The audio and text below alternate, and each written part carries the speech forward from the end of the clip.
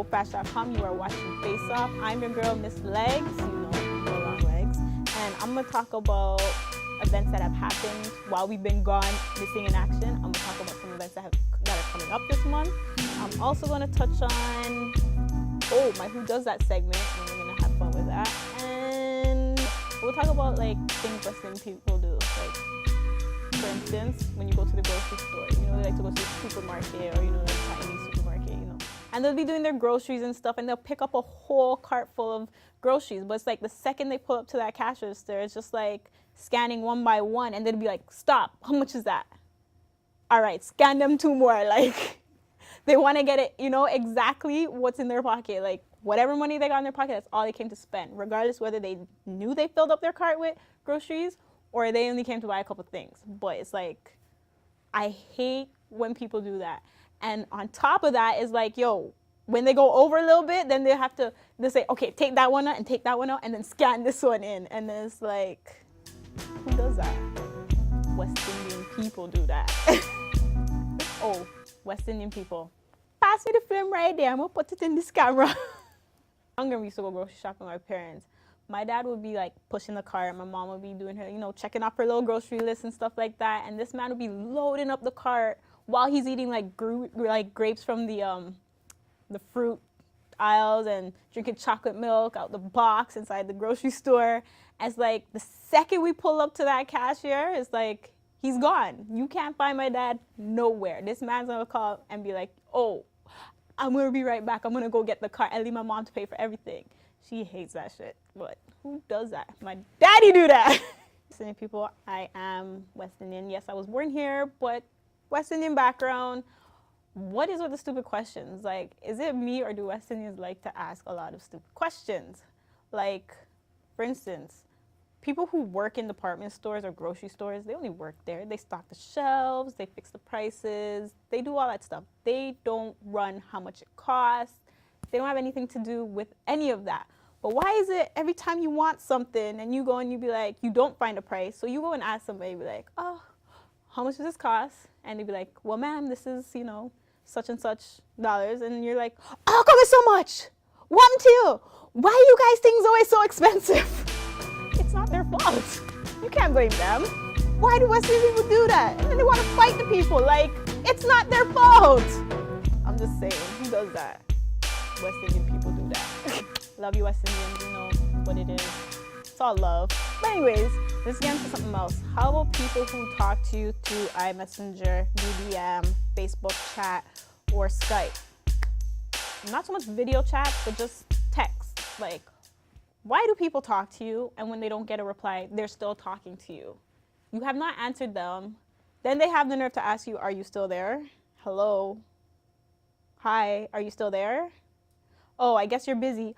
I might not even be at my phone, computer, laptop, or whatever else I might be chatting on. Like, if you don't get a response, people, it's not like knocking on somebody's door and you're not getting an answer. Well, pretty much it is.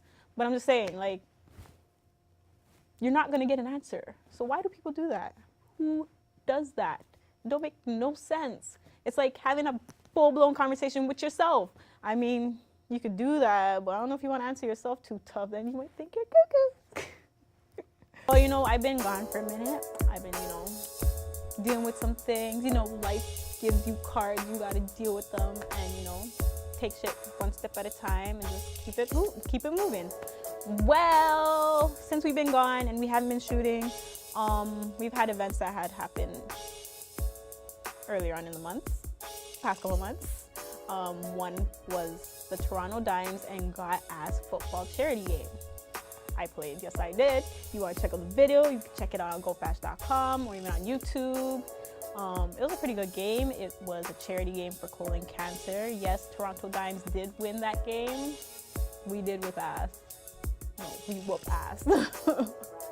And we will be having another one coming up January 8th. You can stay tuned and we'll Facebook you. We will blast you on your BBM. I'll even tweet about it and keep you posted about the next game. We're trying to make this live. It's going to be another charity event. And you know you want to be there to see this. All right, here's a few clips of our plays. Yes, we did kick ass. We got their ass. Yes, we did defeat got ass, and we're proud. We're winners.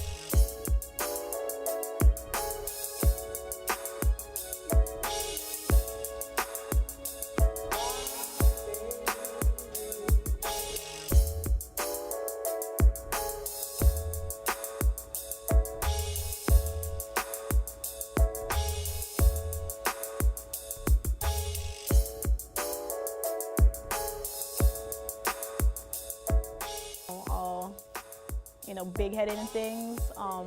We will be having another game. We are prepared to win again. It is going to be January 8th at Water Kingdom. It is indoors. For you people who think we're going to be playing outside, you're wrong, because I'm sure got ass don't want to have their asses freezing out in the cold. It's going to be January. There might be snow and it will be cold. So it's indoors. Ain't nobody got to worry about anything. Water Kingdom Sports Complex, January 8th. Don't forget it. I'm not going to say it again. No, I lied. I will say it again. And I want to shout out the God-ass girls. They're good sportsmen, except for the little, you know, foul plays they played. But, you know, this is a good team, you know. I want to shout out Xtina. She got injured in the game. She hurt her knee. Hopefully she has a speedy recovery because she's come back so we can go back again. Shouts out to the MVP, Megan Clark. Yes, Megan Clark. All Toronto Dimes who did play. It was a great game. We want this to be a big event. We want to at least do this very often. Hold on, this just in. Tyga was in town. He was performing at Cool House, and there was an after party at Body English. Now, apparently there was some type of contest that they had, and girls were getting naked.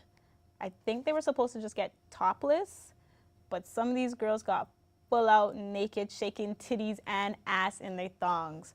Now, come on, ladies, really? It's Tyga.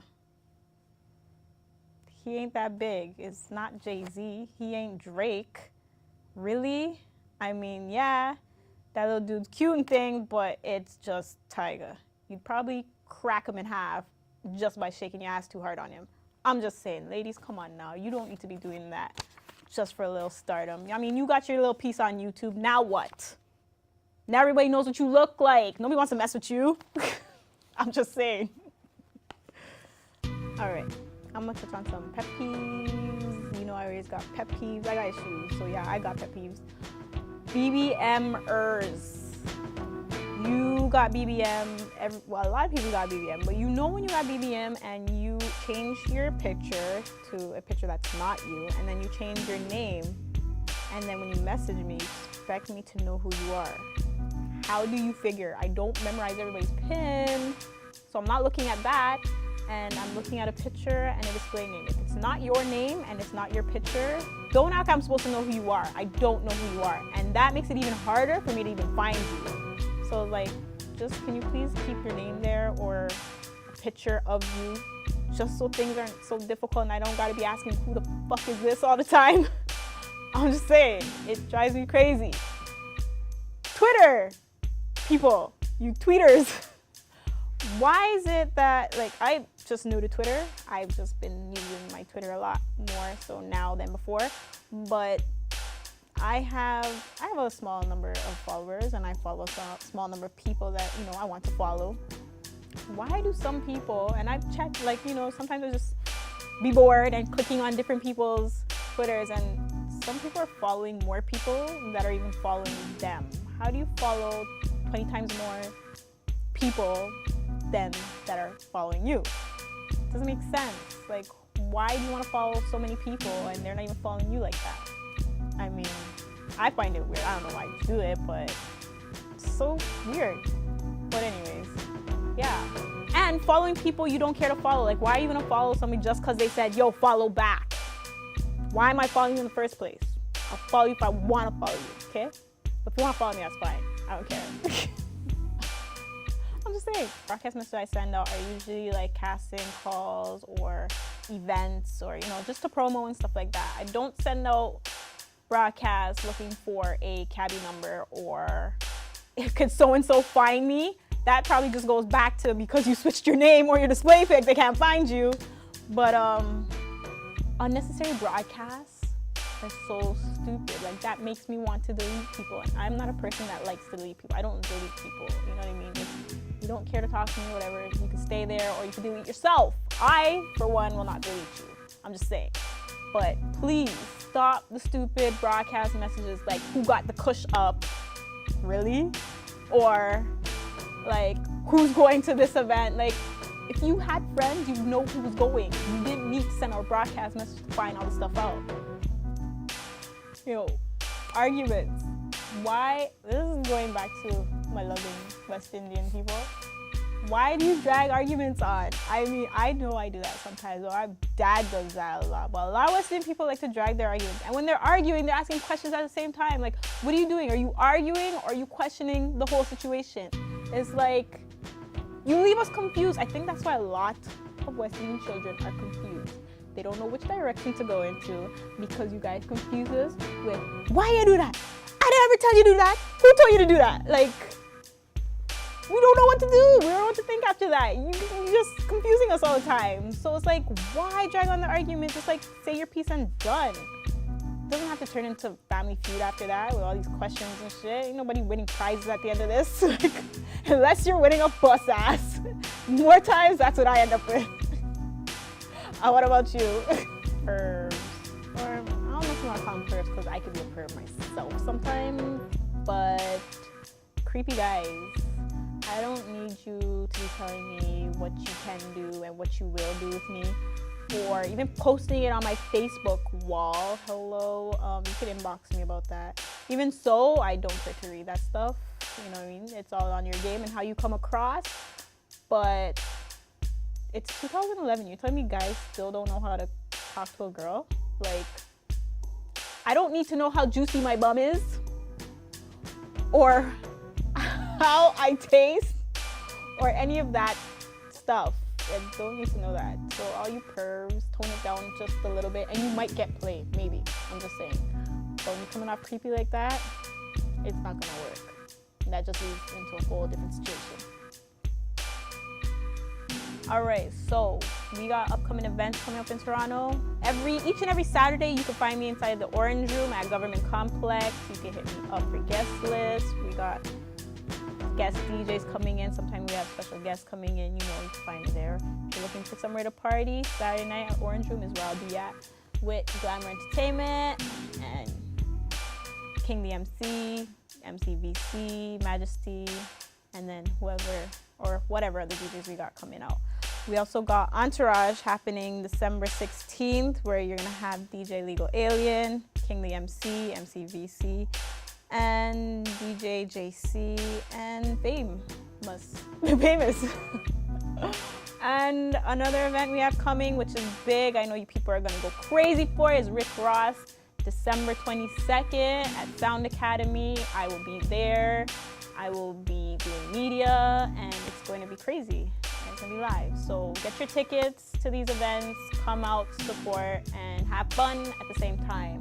Besides Rick Ross happening, we got the NBA back, people. Whoop-de-doo. Whoop-de-doo, okay? NBA is back, starting Christmas Eve, I believe, Christmas Day. Getting those 66 games. Boo. But anyways, let's just make the season the best that it can be. Thank you, Lord. Most of our players are coming back. Shouts out to the players who, had to do their thing. And yes, let's see what 2012 holds for us. But we will be back before then. I guarantee you that. If y'all want to contact me, you can contact me through info@goflash.com. You can hit me up on Twitter at legs41. And you can also catch me on Facebook, facebook.com/Eva Don Diva, or you can hit me up on BBM 22 14 62 12. This is Face Off, and I'm your girl Legs.